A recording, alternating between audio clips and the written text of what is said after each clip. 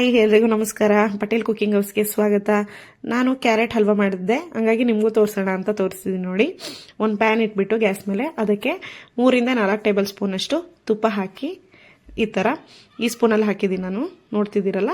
ಆಮೇಲೆ ತುಪ್ಪ ಬಿಸಿಯಾದ ನಂತರ ಇದಕ್ಕೆ 1-2 ಟೇಬಲ್ ಸ್ಪೂನ್ ಅಷ್ಟು ನಾನು ಗೋಡಂಬಿ ಹಾಕಿದ್ದೀನಿ.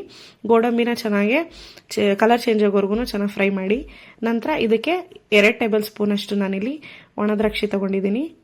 ಗೋಡಂಬಿ ಫ್ರೈ ಆದಮೇಲೆ ದ್ರಾಕ್ಷಿ ಸೇರಿಸ್ಕೊಳ್ಳಿ.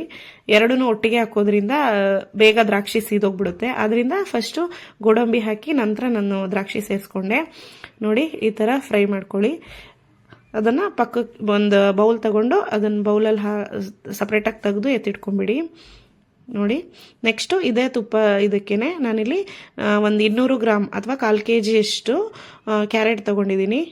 ಕ್ಯಾರೆಟ್ ತುರಿದಿಟ್ಕೊಂಡಿದ್ದೀನಿ, ಅದನ್ನು ಇದಕ್ಕೆ ಹಾಕ್ತಿದ್ದೀನಿ. ನೋಡಿ, ಚೆನ್ನಾಗಿ ಈ ಥರ ಕ್ಯಾರೆಟು ಹಸೆ ಸ್ಮೆಲ್ಲೆಲ್ಲ ನೀಟಾಗಿ ಹೋಗೋವರೆಗೂ ಚೆನ್ನಾಗಿ ಫ್ರೈ ಮಾಡ್ಕೊಳ್ಳಿ.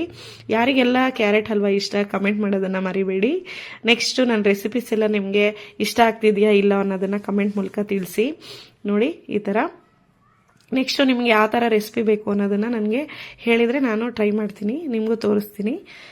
ಕ್ಯಾರೆಟ್ ಹಲ್ವಾ ಅಂದರೆ ಮಕ್ಕಳಿಗಂತೂ ತುಂಬ ಇಷ್ಟ, ದೊಡ್ಡವರಿಂದ ಮಕ್ಕಳು ಇಷ್ಟಪಡ್ತಾರೆ, ತಿಂತಾರೆ ಚೆನ್ನಾಗೆ.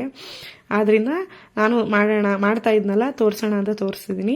ನೋಡಿ, 1 ಲೋಟದಷ್ಟು ನಾನಿಲ್ಲಿ ಹಾಲು ಸೇರಿಸ್ಕೊಂಡೆ. ಕ್ಯಾರೆಟು ಸ್ವಲ್ಪ ಹಾಲಲ್ಲೇ ಬೇಯಬೇಕು. ಹಾಲಲ್ಲಿ ಬೇಯೋದ್ರಿಂದ ತುಂಬ ಚೆನ್ನಾಗಿರುತ್ತೆ ಟೇಸ್ಟು.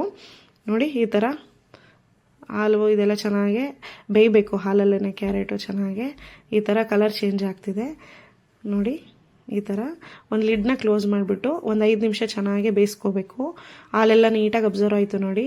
ಆವಾಗ ಇದು 1/4 ಭಾಗದಷ್ಟು ಬೆಂದರೆ ಸಾಕು ಕ್ಯಾರೆಟು. ನೋಡಿ, ಆಮೇಲೆ ಒಂದು 5 ಟೇಬಲ್ ಸ್ಪೂನಷ್ಟು ನಾನಿಲ್ಲಿ ಸಕ್ಕರೆ ಸೇರಿಸ್ಕೊತಿದ್ದೀನಿ. ಸಕ್ಕರೆ ಹಾಕಿದ ನಂತರ ಚೆನ್ನಾಗಿ ಒಂದ್ಸಲಿ ಮಿಕ್ಸ್ ಮಾಡಿ. ಈ ಥರ ನೋಡಿ, ಹಾಲೆಲ್ಲ ನೀಟಾಗಿ ಅಬ್ಸರ್ವ್ ಆಗಿದೆ. ಸಕ್ಕರೆ ಚೆನ್ನಾಗಿ ಕರಗಿದ ಮೇಲೆ ಅದಕ್ಕೆ ಡ್ರೈ ಫ್ರೂಟ್ಸ್ನ ಸೇರಿಸ್ಕೊಂಡಿದ್ದೀನಿ. ಇಲ್ಲಿ ಸ್ವಲ್ಪ ಜಾಸ್ತಿ ರೋಸ್ಟ್ ಆಯಿತು ಡ್ರೈ ಫ್ರೂಟ್ಸು ನಾನು ತೆಗ್ದಿಡ್ಬೇಕಾದ್ರೇ.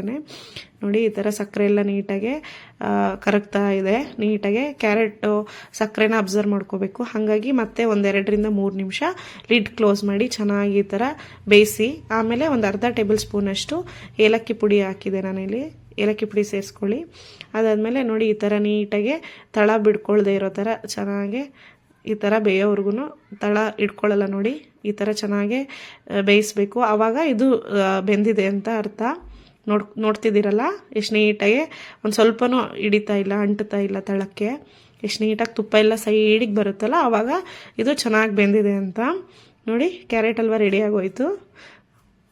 ನನ್ನ ವಿಡಿಯೋಸ್ ಎಲ್ಲ ನಿಮ್ಗೆ ಇಷ್ಟ ಆದರೆ ಲೈಕ್ ಮಾಡಿ, ಶೇರ್ ಮಾಡಿ, ಕಮೆಂಟ್ ಮಾಡಿ, ಸಬ್ಸ್ಕ್ರೈಬ್ ಮಾಡಿ. ಓಕೆ.